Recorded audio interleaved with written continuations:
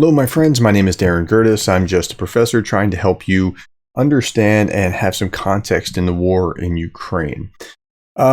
Each week, I have gotten into a pattern now where I would do like a live stream on Saturday. I'm sorry I couldn't do that yesterday, so I'm going to answer your questions in the next video that you posted on my community board. Right now, I'm going to do what I normally do after that, and that is do the kind of recapping of events. So I look at my headlines that I've aggregated and then like speak to whatever we need to speak to about it. Okay, so here we go. We'll start with last Saturday, the 29th of July.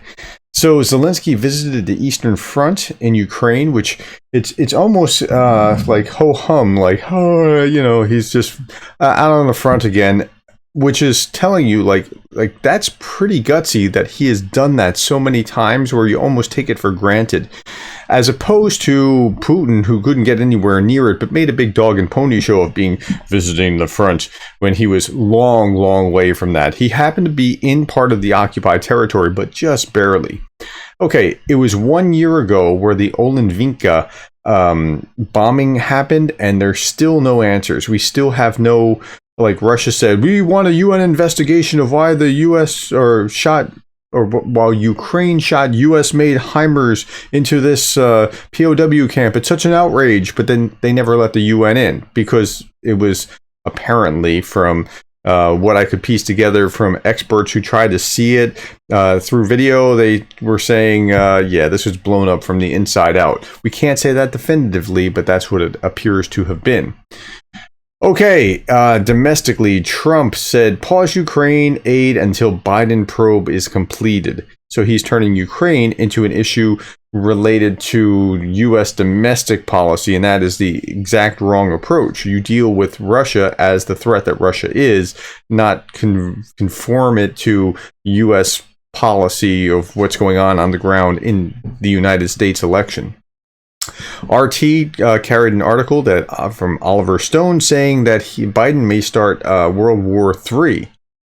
Okay, so whenever that's said, if you could just count, like, okay, every time you see somebody talking about World War III or nuclear weapons, just start a mental tally. Was it people that are pro-Ukraine saying that, or was it people pro-Russia saying that? And then just do the math and see what happens, because what will happen is you'll see a pattern form, and when that pattern forms, you'll recognize why they're doing it, whether they're really worried about it or trying to divert from being part of the process of supplying weapons or something along those lines.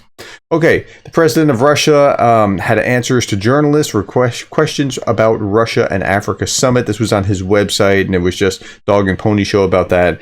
I think Putin had a pretty successful week with the Russia-African summit. I've read other accounts where they were saying, see, only 17 heads of state showed up. No, this was actually a pretty good win for Putin in what he was trying to do, until it turned not to be. And I'll talk about that over the course of this video.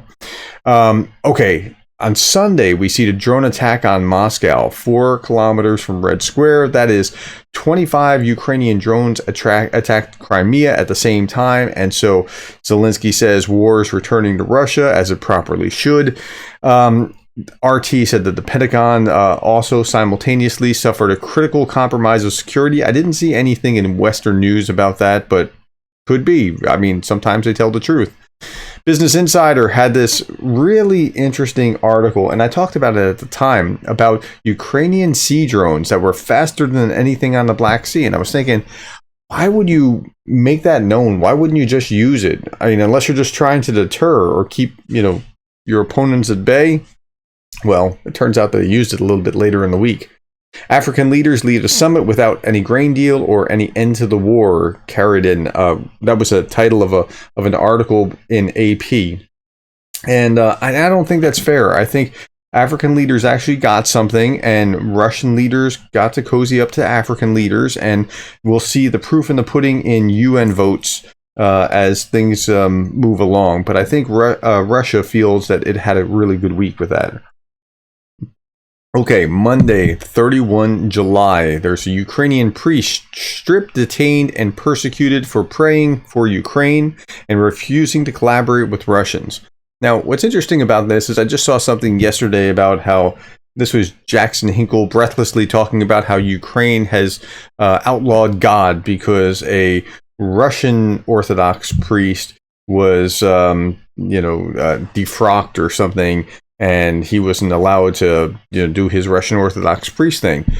And he's breathlessly talking about this in a short. I just watched it yesterday or the day before, but there's a reason for that. If he's engaged in any kind of trafficking of Russian information, and the Russians have used the church for for intelligence gathering, there's a problem. Now let's flip this. Ukrainian priest stripped, detained, and persecuted for praying for Ukraine. If this priest is engaged in treason, I don't just mean praying for Ukraine or not converting to the Russian Orthodox Church.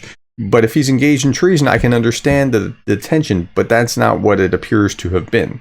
Okay, 9 missiles and 39 airstrikes in Ukraine in the last 24 hours. That's on Monday.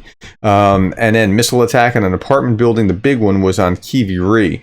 That's Zelensky's hometown. And the early reports, there were 53 casualties. It later went up to 75 casualties. It's just bad. I mean, you're targeting a residential building. These are sitting ducks. And it's a war crime. Okay, RT says the Russia-Africa Conference, Russia's biggest political shift in 300 years. I dedicated a whole video to this because I think RT's actually right.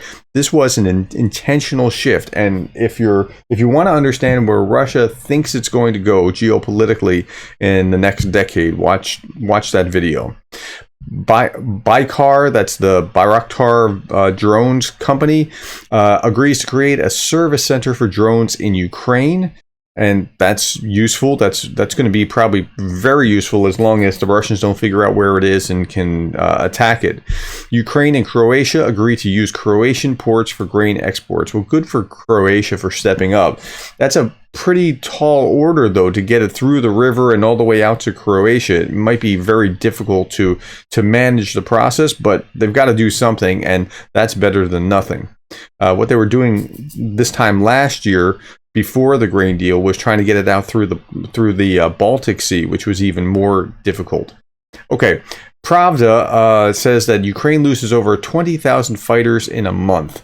And they're, 20,000 fighters in a month. Okay. And then there was some other, American repeaters, the Jackson Hinkle types, the redacted, those kind of things that were talking about Ukraine lost 400,000 casualties, or 400,000 lost in since the war began. I'm thinking, wait a minute, 400,000, that means that you lost 23,000 a month, roughly. Okay, I'm cutting off the last few days of February, and it wasn't quite August yet when this was said. So about 23,000 a month, and that sounds very, very high. I mean, ridiculously high. So you do the math and you see what they have to say. Okay, Pravda says North Korea is to give Russia's weapons of shock vengeance. Okay, and perhaps 50 to 100,000 troops. Now, that would be a sweet deal for North Korea to send 50 to 100,000 troops. They probably wouldn't be great fighters, but they probably get a good deal of money, which they really could use, for 50 to 100,000 troops that they don't have to feed any longer. And I think that's, Kim might be enticed into something like that. It would be very tragic to see, but I wouldn't put it past either Russia or the North Korean regime. Russia plays down the drone strike in Moscow. So that was really fascinating to watch because when the Kerch Bridge was hit, you saw terrorism, terrorism, terrorism. It was like all over the news as terrorism. And I even showed it, like how many times they said terrorism in a single broadcast, right? But with the drone strike in Moscow, which I very much expected them to say the same thing, they just were like, they put out the very minimum necessary to say that they had covered it, and then they're tight-lipped. That tells me it was embarrassing and they want to gloss over it. And That's what happened with both the 5th and the 6th drone strike, which were both this week. Lindsey Graham said a nuclear attack on Ukraine would be an attack on NATO. That's a tough sell. I'm not sure that you can actually make that case and make it stick. I get it. You know, the nuclear stuff might spread slightly over into a NATO. It's just, I don't think you can justify it. What he's trying to do is deter, just like the Russians were trying to deter with what they would say by raising the idea of nuclear war or something along those lines. Okay, President of Russia has a meeting with the Duma speaker talking about all the laws recently passed, the 77 recently, 192 laws since the special military operation began, and Russia has 16,000 sanctions against it. Okay, Tuesday, the 1st of August, Russia is illegally imprisoning 500 medics. Now, you're not supposed to do that. According to the Geneva Convention and some other things, medics who are not combatants are supposed to be released and to just do their medical stuff. But they're imprisoning them because that, you know, if you imprison medics, people die faster out in the field. Ukrainian children in Crimea will be taught to defend Russia against Ukraine. That's part of their training. They're trying to Russify the population, and I mean, they're really working at that. According to Maria Belova, and now she's one of the, with Putin, she was also in that same indictment months ago. She says Russia forcibly removed 700,000 children from Ukraine. Now, some of those, you know, were sympathetic to Russia already, so we don't know exactly how many of those 700,000. We see a figure of something like 19,000 that were separated from their parents in other reports, and it doesn't matter whether it's 700,000 or 19,000 or one. I mean, any children that are forcibly removed to another country, particularly away from their parents or against their will, that's a war crime. That's hideous. Okay, UK ambassador talks about how child abductions are a plan to weaken Ukraine. There is a, I don't want to say soft genocide, because soft is too soft of a term, but there is a genocide going on, an intentional wanting to destroy Ukrainian culture. Pravda says that the Kremlin, there's a threat of drone strikes on Moscow that persist. Well, they're very right. There's another one about to happen very shortly in the week. RT also says that Belarus denies violating Polish airspace, and Warsaw sends troops to the Belarusian border at the same time. According to The Guardian, I'm not sure even what to make of that, but I wanted to mention it. Zelensky claimed that Putin will not survive a long war. Okay, that may be. And then there was this really interesting article about the Ukrainian plan if Russia assassinates Zelensky. Now, this was in Politico, and I want to read this little bit about this, because it said this, quote, Kremlin plotters would do well to read a data-driven paper written by academics Benjamin Jones and Benjamin Olkin for America's National Bureau of Economic Research on the effect of institutions and war of the 59 assassinations of national leaders that took place between 1875 and 2004. So what's the effect? Like if Zelensky is assassinated, God forbid, if Zelensky's assassinated, what's the effect on Ukraine? If Putin is assassinated, what's the effect on Russia?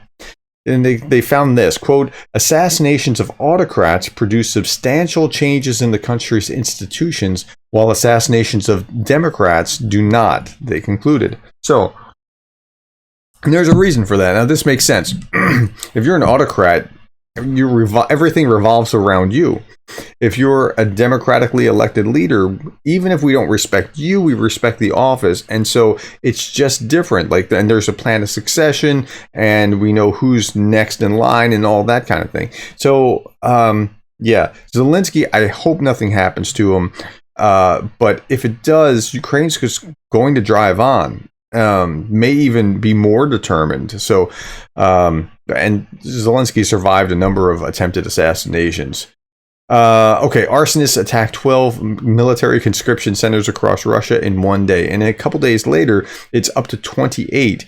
And I did an entire video on that. It's just wow. Okay, so yeah, you gotta watch that.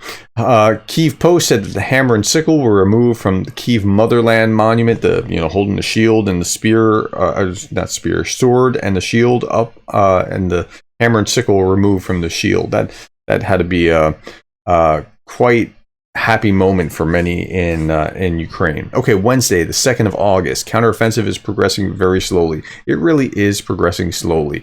Attacks on grain. Zelensky says Putin is aiming for global catastrophe, a spike in grain prices, and as of Wednesday, said 40,000 tons of grain are destroyed. Later in the week, that figure is going to be up to 180,000 tons, according to UATV. Birth rate in Ukraine plummets to lowest since 1999 or 1991. And so, that's part of the genocidal kind of way of doing things. But this is self-inflicted because the birth rate is, they control the birth rate. Russia doesn't. But it makes sense, right? Soldiers are at war, women and children are fleeing, and you don't necessarily want to bring a child into the middle of what's going on here. Kyiv issues a warrant for former pro-Russian lawmaker. His name is Vladimir Rabinovich, and there have been a lot of these lately, a lot of anti-corruption or anti-treason kind of arrests. And I'll kind of tie that together at the end of this. Who represented the pro-Russian opposition platform for Life party in parliament. He quotes, spread anti-Ukrainian propaganda among the Ukrainian population and European Union member states in an attempt to help Russia, quote, reach its political and military goals in Ukraine. Okay, so yeah, and they're going after a bunch of these guys at the same time. We saw like 5 of these last week, and I'm going to tie together with another article at the end. Ukraine hopes to hold a peace summit in the autumn. Turkey is urging Russia to avoid escalation after strikes on Ukrainian ports. I mean, they got very, very close last week. Not this past week, but the week before, to Romania, and that could have been very, very bad. Okay, Thursday, Poland to close border for Ukrainian cultural goods after September 15th. That sounds terrible, but there's not a lot to see there. We had a conflict between Poland and Ukraine where Ukraine was essentially dumping their food on the Polish market at a discount price because the tax didn't apply, and it was hurting Polish farmers, and they weren't trying to do that. It was an accidental side effect. So they're trying to curb that kind of thing from happening. Okay, U.S. found a disturbing campaign to force Ukrainians to become Russian citizens, to strip them of Ukrainian identity, take away like certain legal rights unless you get a Russian passport, or your parental rights if you don't enroll your children in school, or those kinds of things. In Pravda, Putin says Russian officials should switch from foreign cars to Russian vehicles. I found that really interesting. And I was about to do an entire video just on that because it piqued my interest, and other things got in the way. So, but that's really interesting. Like, if you adopt to these cars, the quality will improve. Well, actually, the quality improving is why you adopt the car, but we'll come back to that. Maybe I'll do that video still. Okay, Russia should not encourage Saudi Arabia, according to Pravda, to join the BRICS, because the Saudis tend to listen to the Americans, and the Americans are the bad guys. Another article in Pravda: Ukraine attacks Kaluga region with drones, and Russia shot down 6 UAVs. And yeah, I mean, so the Ukrainians have not made a lot of success on the battlefield. It's very slow going, but they have reformed the narrative by attacking Moscow twice, and attacking in the Black Sea, and attacking Kaluga and other places. And so they're still very much on the offensive. Opinion piece said Putin's use of food as a weapon will fail. This was in The Guardian. I hope it does fail. Somebody was saying in one of the comments that Ukraine shouldn't go after Russian grain ships. I would tend to agree. I mean, whatever's in the Black Sea is fair game, but you're not trying to magnify the food insecurity. What you should be doing is going after oilers and everything else that is potentially in any way even remotely militarily related, just to make sure that it's, but not putting out that policy is probably important to keep the Russians guessing. Okay, FP says backdoor negotiations between other parties, not including Ukraine, would be a disaster. That is possible. It depends on how it's done, but it's done all the time. Okay, Friday, 4th of August. Russians brought into the occupied Mariupol. Russians. Okay, so remember we were talking about this, like, I don't even like the word that I'm coining, soft genocide. What they're trying to do is like eliminate Ukrainian identity. They're bringing in Russians into Mariupol, and in order to kind of de-Ukrainianize Mariupol. Okay, and Russians are treating Ukrainians there as second-class citizens, which is pretty terrible given what just happened. RT says the Russian military thwarts mass drone strike on Crimea, and they said it in multiple ways. This is while there's this, we thwarted these naval drones, and the naval drones actually got through. But when you first read those articles, you would have thought, and I did think, just skimming through the article before I knew that the drone actually hit the Oleg, whatever name, what's the name of it, or Olengorsky Gornyak ship, or the oil tanker. I thought, okay, well, it was a good try, but it didn't work. But that's not what happened. They actually did hit the Black Sea Russian ship Olengorsky Gornyak, and then a little bit later the oil tanker Sig. So they did hit, and that was on Friday.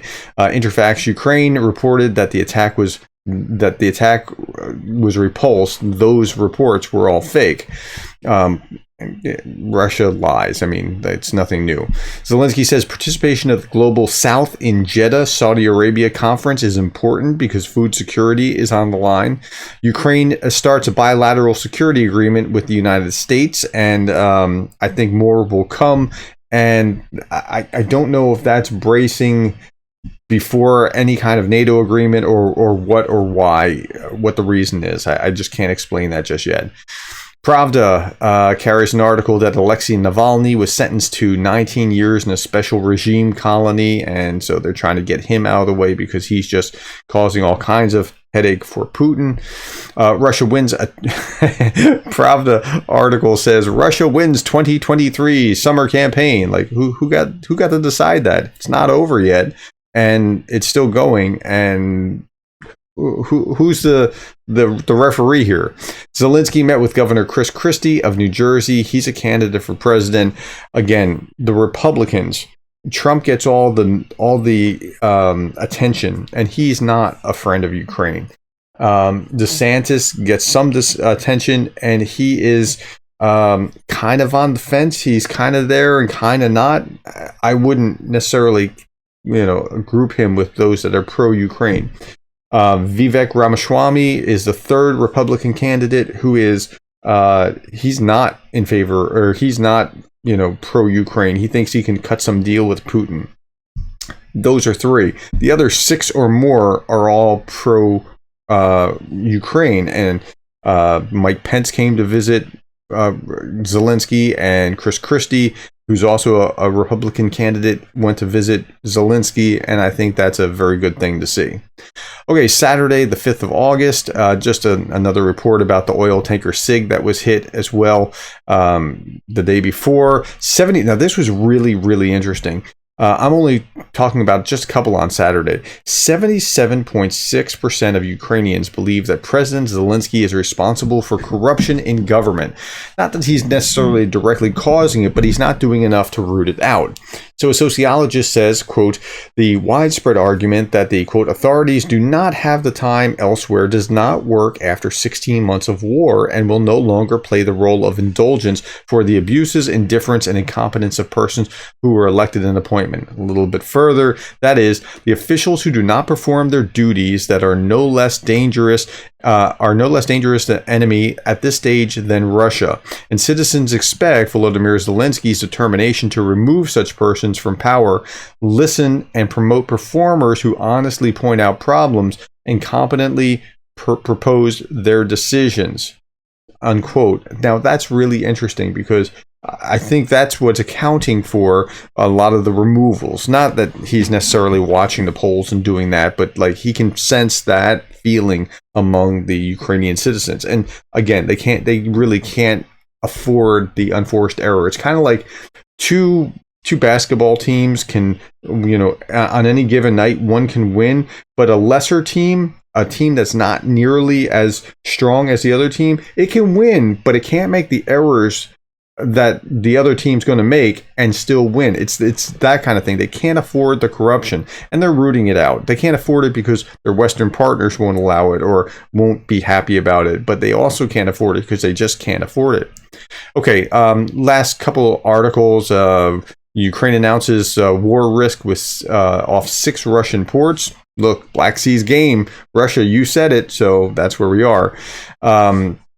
Russian targets are the best testing ground for Ukrainian weapons, says Danilov. That's a good line.